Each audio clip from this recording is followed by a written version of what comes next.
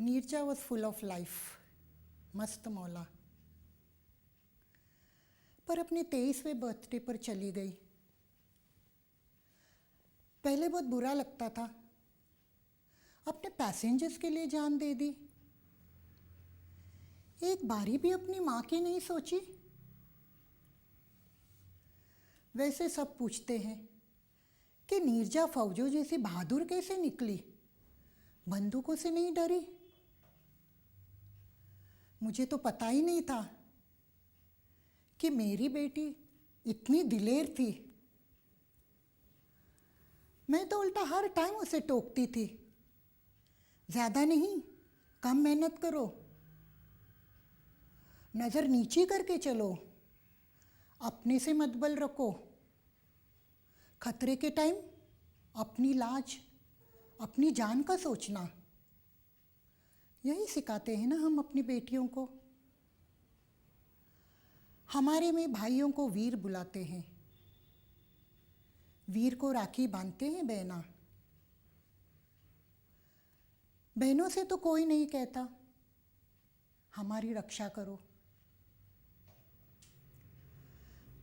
नीरजा से जितने चाहे हंसी मजाक कर लो, राजेश खन्ना की कोई भी फिल्म का कोई भी डायलॉग बुलवा लो, लेकिन पता नहीं ये बच्ची सबसे अलग कैसे निकली। इसकी कुंडली में लिखा था कुल का दीपक बनेगी ये, लेकिन ऐसे जब 23 साल की जवान बेटी की बेमतबल मौत हो जाए तो उस दर्द को तो मैं बयान ही नहीं कर सकती। अपनी बच्ची को खोने से बड़ा दर्द एक माँ को और कुछ नहीं हो सकता है।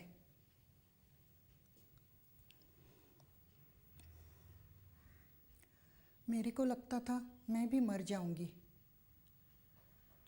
लोग कहते हैं नीरजा मरी नहीं, अमर हो गई है।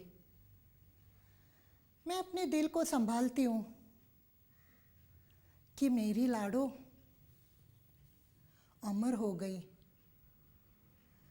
लेकिन इसका क्या करूं कि बार बार ये ख्याल आता है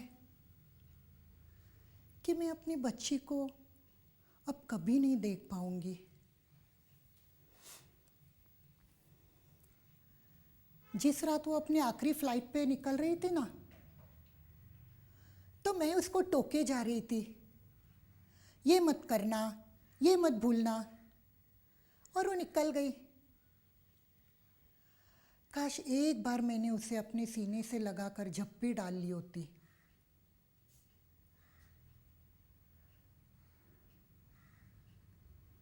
जब नीरजा को बहादुरी के लिए देश का सबसे बड़ा सम्मान अशोक चक्र मिला, तो ज्ञानी जैल सिंह जी ने मेरे को हिम्मत दी। उन्होंने मेरे से कहा,